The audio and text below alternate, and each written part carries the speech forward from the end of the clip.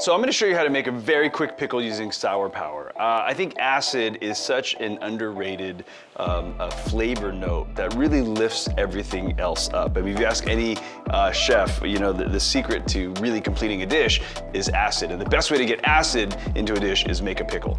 This is going to be a 3-ingredient pickle, right? We're going to start with a little bit of rice vinegar. I've heated up my saucepan, and I'm going to use the vinegar to basically melt my sugar. That's it. And then we're going to add one more amazing ingredient, and we're done. So then we're gonna add sugar, and then I'm gonna use the sour power. I love this so much because it's not just sour, right? The nutritional yeast creates so much umami. There's heat in there. It really is like kimchi in a bottle. The vinegar is a liquid base.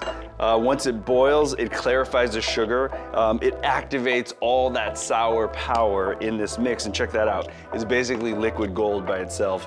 I'm gonna let this cool slightly, and it's gonna go right over those cucumbers, and that's how you make that really kind of savory, craveable pickle.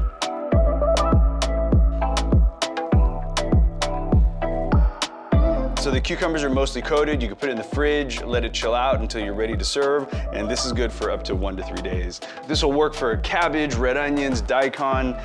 It is a very simple and effective way to bring a lot of deliciousness to your plates.